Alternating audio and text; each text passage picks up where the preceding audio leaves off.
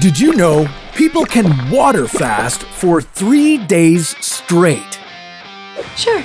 Okay. That means no food, coffee, or soda. You only consume water for 72 hours straight. And when you're done, you'd get to have a massive meal like this. This fasting method is said to have all kinds of health benefits, but is that really the case? Well, on today's episode, we're going to find out. This is your body on drinking only water for 72 hours. Yeah, eat! Eat! Fasting has been practiced for thousands of years. Today, people fast for many reasons, like religion, losing weight, or maybe to detoxify. Although studies have shown that water fasting can have health benefits, it can also come with risks. What exactly does the body go through during a 72-hour fast? And are any benefits worth the risk? As with any change in one's health routine, you should approach fasting with caution and forethought. You shouldn't even think about trying this if you're under the age of 18, a senior citizen, pregnant, or have any health complications. Talk to a doctor before you start, and if you are interested in this challenge, it's a good idea to prepare your body for the upcoming change. You can do this by eating smaller portions for 3 or 4 days before you fast, or by fasting for part of the day. Eat well before you fast with foods that are high in energy. Be sure to pick a time for your fast that will allow for rest. The food is good. The question is, how are you going to pay for it? And don't do it if you're feeling unwell or tired. During the first hour of your fast, things will seem no different. After all, you've just finished eating. Delicious. Let's say it's evening and you've just had your last meal for the next 3 days. Yeah, for the next 72 hours, you're going to be ingesting nothing but water. Say goodbye to soda, coffee, and, of course, food. Although there haven't been extensive human studies on fasting, research suggests that there may be some positive impact on blood pressure and body weight. Yes, you can. It may lower the risk of some chronic diseases and stimulate autophagy, which helps the body break down and recycle old cells. It's the start of a new day, and you wake up feeling no different than you did the day before. That's because, so far, not much has changed for you. You may have skipped a late-night snack, but otherwise, you wouldn't have been eating while you sleep anyway. Okay, lunchtime. Well, you've already skipped breakfast and now no lunch. Your stomach may be complaining a bit, but otherwise, you'd feel fine.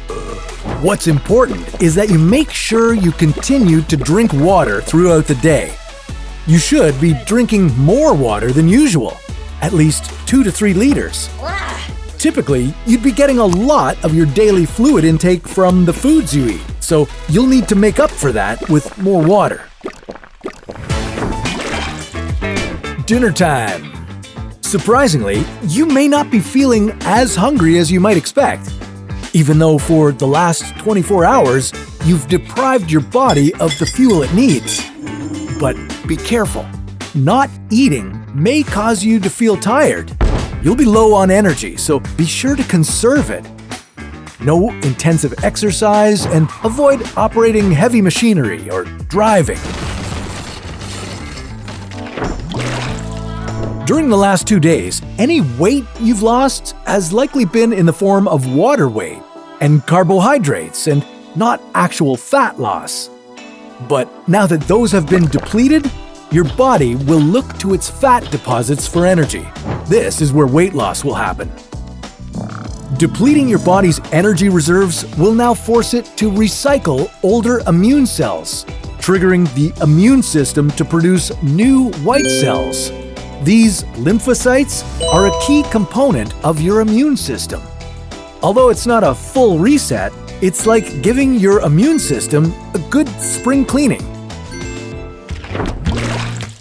You awaken with your mind sharp and your sense of smell supercharged. However, your body is very lethargic. I'm really f***ing hungry. Don't bother to exercise at all, it'll just make you feel sick. Your mouth feels clean, but your jaw is tight from a lack of use. You notice that your stomach seems to have deflated overnight. It seems tighter than usual. Now, as you approach the end of your fast, hunger has set in as you anticipate your first meal in 3 days.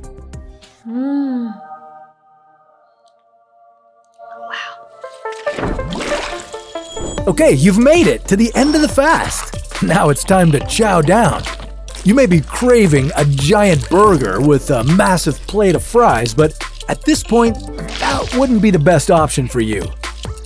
You're best to eat something a little lighter, like a fresh salad with some chicken.